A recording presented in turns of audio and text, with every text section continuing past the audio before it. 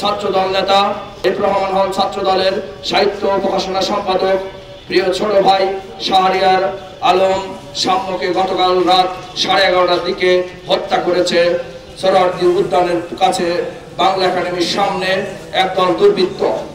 প্রিয় সংগ্রামী সাথী ও বন্ধুগণ, আপনাদের আমি বেশি কিছু বলতে চাই না, শুধু বলবো বাংলাদেশের যে নিরাপত্তা ঘাটতি হয়েছে, যে ব্যাহত হয়েছে, ডক্টর ইউনূস তিনি যমুনায় আরামে আছে আর বিভিন্ন জায়গায় খুন খারাপি হচ্ছে।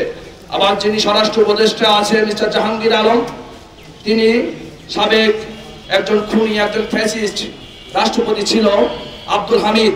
সে আব্দুল হামিদকে পার করে দিয়ে পরের দিন নাটক করছে, নাটকের মঞ্চ তৈরি করছে কি এই শাহবাগ, এই যমুনা ঘেরাও, এই আওয়ামী লীগ নিষিদ্ধ।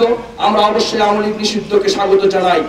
আমাদের মাদার সংগঠন বিএনপি আরো আগে এটা লিখিত দিয়েছিল এবং মৌখিকভাবে একাধিকবার বলেছে, কিন্তু doctor Yunus issue, doctor Yunus যখন ডক্টর আব্দুল হামিদ সাবেক রাষ্ট্রপতিকে যখন পার করে দিলেন, জাহাঙ্গীর এবং ডিআইজি এয়ারপোর্ট ইমিগ্রেশনের যে ডিআইজি মজ্জেমকে গ্রেফতার করলে বোঝা যাবে যে কে হচ্ছে আব্দুল হামিদকে বাইরে যেতে সহযোগিতা করেছে।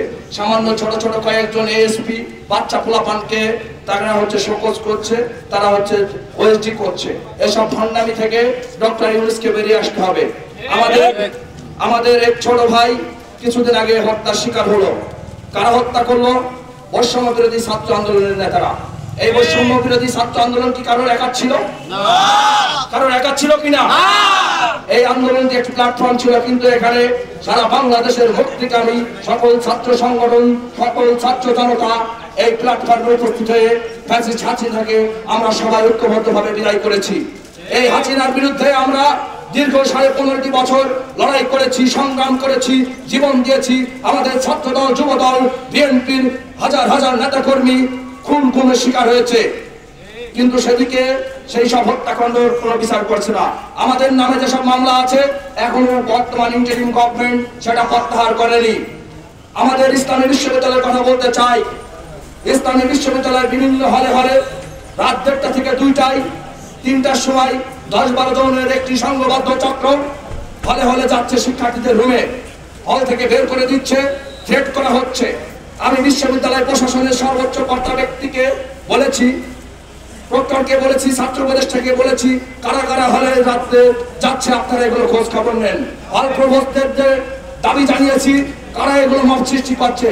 একটা মধ্যরাতে যদি একটি ছাত্রের রুমে 10-12 জনের একটি সংঘবদ্ধ চক্র, একটি গুপ্ত সংগঠনের নেতৃবৃন্দ যদি কোন ছাত্রের উপরে ভয়ভীতি প্রদর্শন করে, স্বাভাবিকভাবেই ওই ছেলেটি ভয় পাবে এবং তারা হচ্ছে হল ছেড়ে পালিয়ে যাবে। এবং সেই সংগঠন এখন বিভিন্ন জায়গায় অপতৎপরতা চালাচ্ছে। আমাদের কাছে অনেক তথ্য আছে, প্রমাণ আছে। প্রিয় সাংবাদিক ভাইয়েরা, আপনারা এই বিষয়গুলো লক্ষ্য করবেন। ডক্টর ইউনূস সরকারের কাছে আমরা দাবি জানাচ্ছি, অনতিবিলম্বে কালক্ষেপণ না করে আমার ভাই সাম্য হত্যার সন্ত্রাসীদের দ্রুত শনাক্ত করে গ্রেফতার করে তাদের হচ্ছে শাস্তির আওতায় নিয়ে আসবেন। এবং উপস্থিত সকল নেতৃবৃন্দকে আমি ধন্যবাদ এবং কৃতজ্ঞতা জ্ঞাপন করছি, সাংবাদিক ভাইদের কৃতজ্ঞতা জ্ঞাপন করছি।